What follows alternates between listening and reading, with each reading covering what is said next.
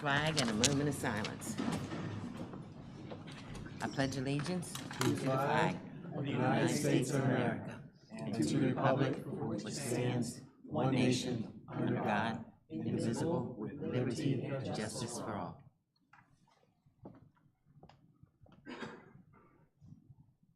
Please be seated. Recommend approving tonight's agenda as submitted. First, Mr. Nichols, second, Mrs. Isler. Roll call vote, Mr. Nichols. Mrs. Isler. Ms. Ralph. And Mrs. Pugh. So approved. Recommend the approval of the minutes of the Board of Education regular meeting of January 14th, 2026. First, Mrs. Pugh, I believe. Second, was it Mr. Nichols? Roll call vote, Mrs. Pugh. Mr. Nichols. Mrs. Isler. And Ms. Ralph. So approved. Recognition of guests, we have none this evening, except all of you, of course. Communications and announcements. Public participation, I have Ms. Donna Reed. Everybody else? No, you're the only one, hon. Right. You might as well sign up for the board while you're at it. Do what? You might as well sign up for the board.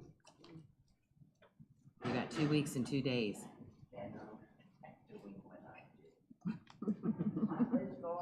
Yes. And stay with the microphone. Yes, you were very hard to hear last week. I was so nervous and I could not see. I had both eyes operating. Oh, well, take a deep breath, take your time. It's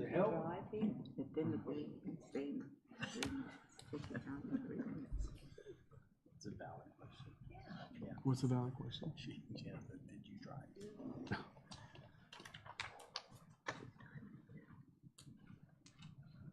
Okay, Ms. Reed, I know you've heard this, but I've got to read this to you again.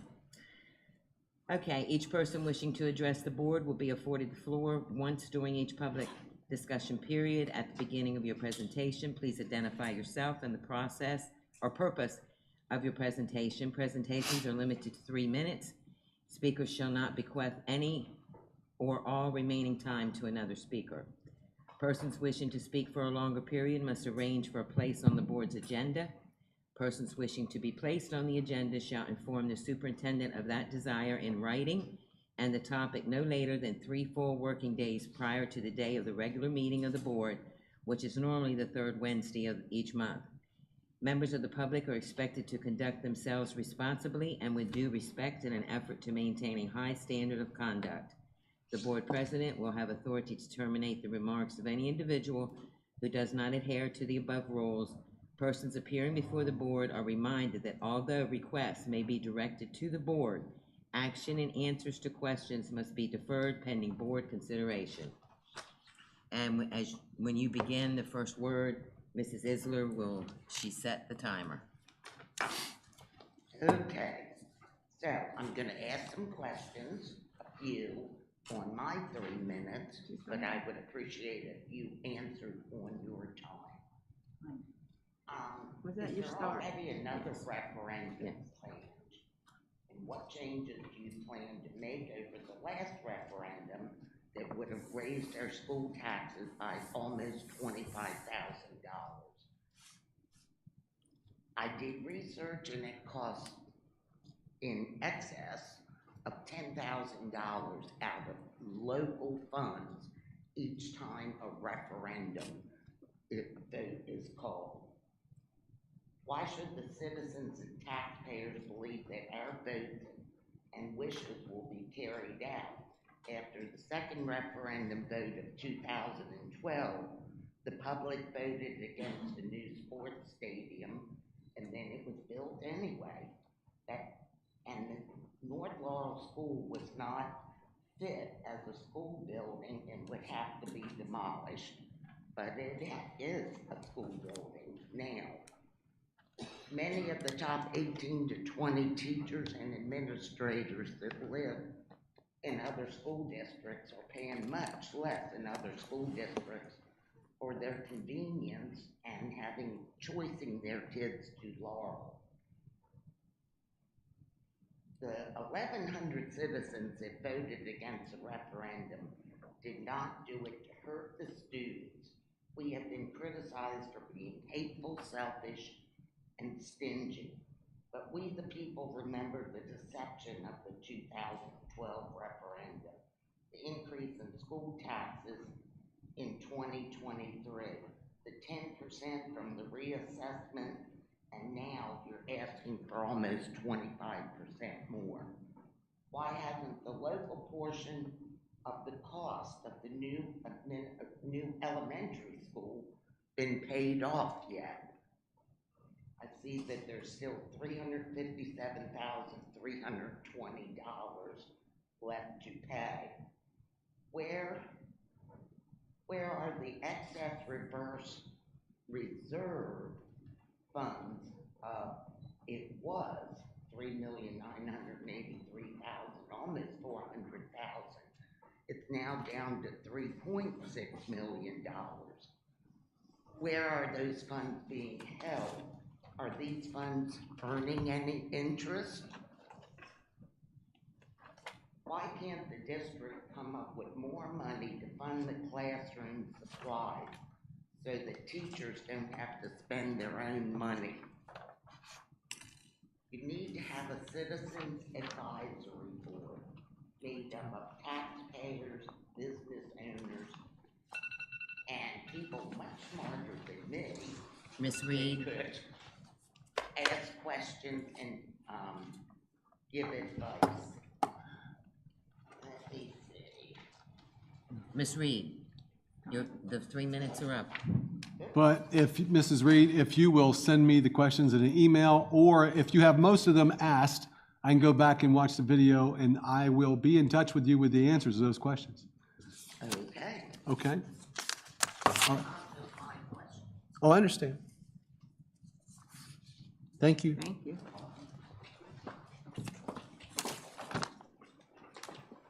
Okay, Dr. Larimore, Superintendent remarks.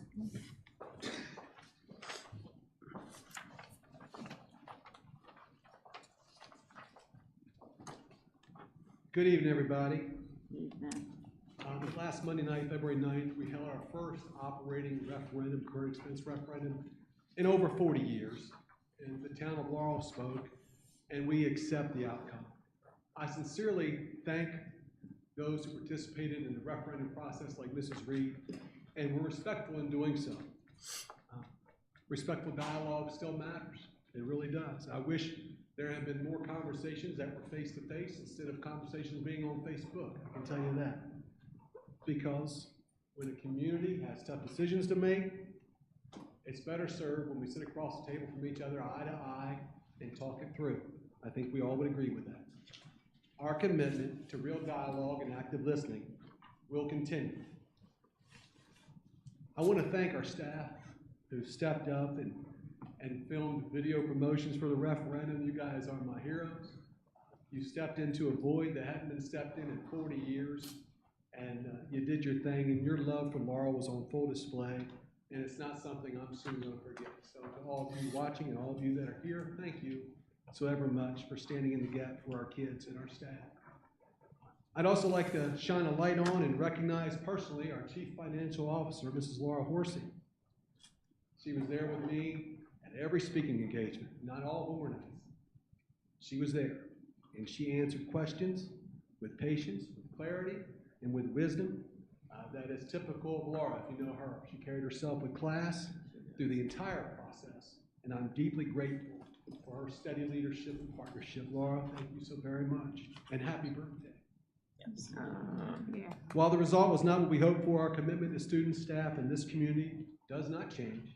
We will continue to lead responsibly, listen carefully, and move forward together. Thank you. Thank you. Okay, we're skipping over the board participation reports, the monthly financial report, Ms. Horsey. And I do want to say, some of you may already know this, but we received, or Laura did, receive back the audit. Now, it's from 2023, and I asked that same question because it was posted 2023, and I thought, well, where's 24? Where's 25? Well, it has nothing to do with law school district. The state is behind a little bit. But yes, 2 years to take it up with the state.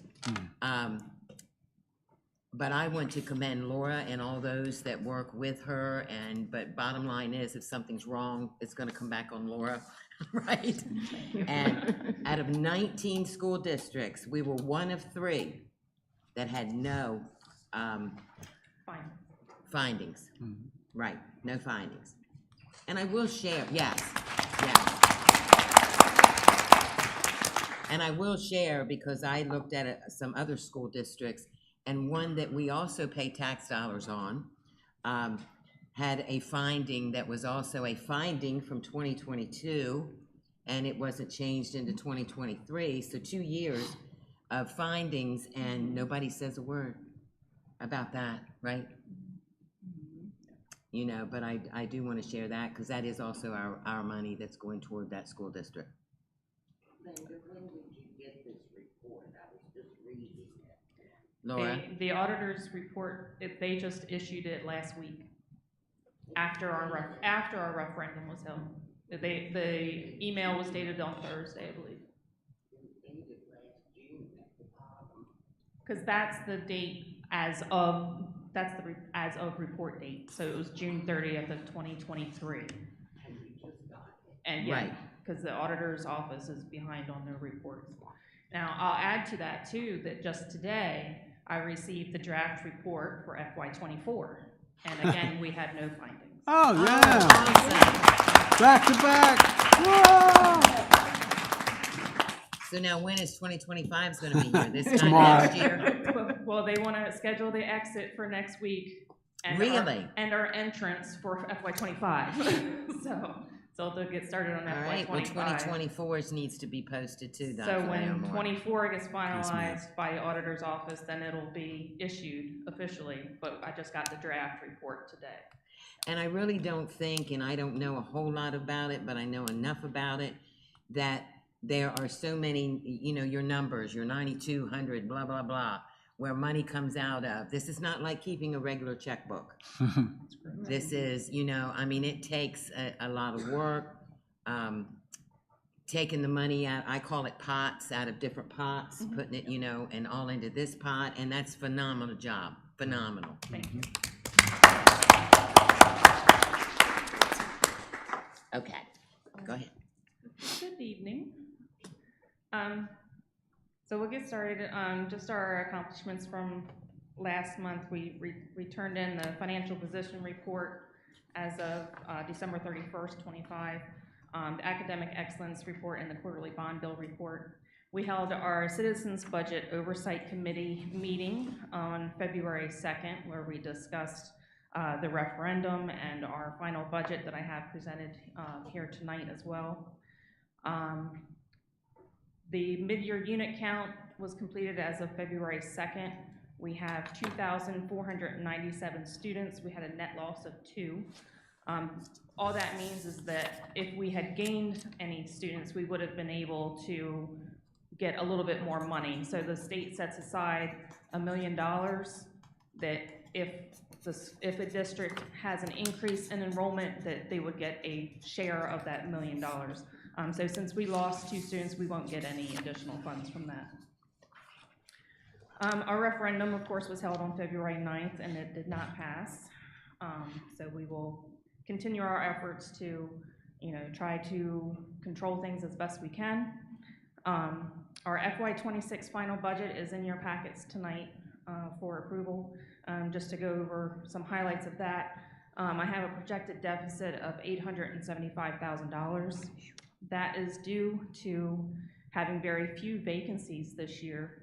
Our positions have remained filled rather than in prior years. We had a lot of kind of turnover, and you know, it takes several weeks to get that position filled back in again after someone leaves, but we actually have managed to keep our employees pretty good, so I think that's a good thing. It doesn't help us financially too much, but it's still a good thing for our programs and our students. In addition, the tuition that we pay to special schools such as Howard Tiennis, Sussex Consortium, those types of things. That has increased this year about $100,000, so just something to be aware of. This is the reserve and local funds projection based off of the final budget of, with the deficit of $875,000. So that basically brings us back down to where we were in 2022. That was when I started here. I thought I'd go over the governor's recommended budget, just some highlights how it pertains to education. This is, again, a draft from the governor's office, so it is pending approval all the way up through June 30th. So they'll have several changes, I'm sure. So far, they're recommending an increase in the base salary amount for Code Section 1305, which is the state teacher salary table.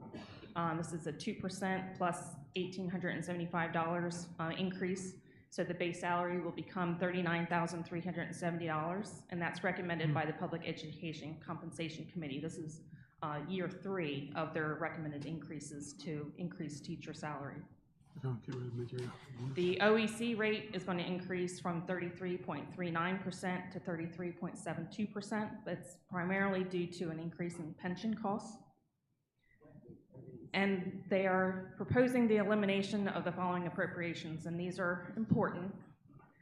The mid-year unit count, that $1 million that I was just talking about, we are still going to be required to do the mid-year unit count, but there will be no funding attached to it. So you'll have to do the work, but we won't be receiving anything for that. The athletic trainer block grant is some money that we have been receiving the last couple of years. They were, I think, originally intending on transitioning that over to a unit for an athletic trainer. However, they are going to eliminate the funding for that, and they did not mention anything about providing a unit for it either. So it looks like that will be going away. Not saying that we would be getting rid of our athletic trainer, where we just need to find a different way to fund that position. And also the substitute reimbursement fund, which is used for teachers who use paid parental leave. So when a teacher goes out for 12 weeks on paid parental leave, we have substitutes, and of course, so the state was helping out with the substitute costs. That is going away, so now we will have to pick that up locally. Wow. If that's passed. So I just wanted to give some awareness as to how the state budget issues are transitioning some things onto the local taxpayers. This is a snapshot of our reserve and local fund by month. So you can see we took a little bit of a dip this past month. Of course, with an $875,000 projected deficit, I would guess that that's going to go below that black line here pretty soon. And that's all I have for tonight. Anyone have any questions? That tuition, is that because of more students, or is that because they raised the price? Both. So over the past few years, the prices have gone up. The actual cost per student has gone up, but we've also had an increase in students as well. We haven't received our bill from the School for the Deaf yet, which is up in Christina, but we are anticipating having 2 students for that, and that's $50,000 per student. Howard T. Ennis charges $25,000 per student, and Sussex Consortium and Cape, they charge $50,000 per student per year. So, I'm not holding you to this, but what is the total off the top of your head that we're paying out to other schools, like the Deaf, Howard T. Ennis, Consortium, and there's probably somewhere else too, about like off the top of your head, what's the amount that we're paying out, roundabout? Maybe I should have emailed that to you. Yeah. I mean, you figure if there's a couple, there's 100,000 right there. Yeah. Wow. I it's detailed in your Okay. final budget report. So I can show it to you. Okay, and then the other question I have, this is where, and I saw this a lot when the referendum was going on, you know, we have over 3 million, but explain, like, how, isn't it like 2 months of payroll? So we have to hold our first 3 months of payroll. We're supposed to be able to have our first 3 months of the year for payroll, like, so July, August, September. We need to have available. So, and then we can also have additional funds available to hold us through October. So we're supposed to have 1 month's local salary available at all times, just because that's gonna, you know, we'll have revenue coming in from the county, Right, per month, but it fluctuates so much. but when it starts at the beginning of the year, we've gotta have 3 months in there, that's like a law, written Yeah. by law, correct? Yeah. Around about, what amount is that? I don't know that off the top of my head. I remember one time we talked about this, but see, this is the thing, I remember the time when we didn't even have that. Yeah. Yeah. Yes, thank you, Laura. Thank you. Okay, we have no unfinished business. Now, new business, school choice. Recommend approval of school choice as a group. First, Mrs. Pugh. Second, Mrs. Isler. Roll call vote, Mrs. Pugh. Mrs. Isler. Mr. Nichols. Approved. And Ms. Rao. So approved. Recommend approval of school choice as submitted. Okay, Mr. Nichols, yeah. Do I have a second? I'll second. All right, Mrs. Isler, roll call vote, Mr. Nichols, Approved. Mrs. Isler, Approved. Ms. Ralph, Approved. and Mrs. Pugh. Approved. So approved. I'm gonna jump back. Monthly financial report, the FY 26 final budget. Recommend the approval of the FY final budget as submitted. So moved. First, Mrs. Isler.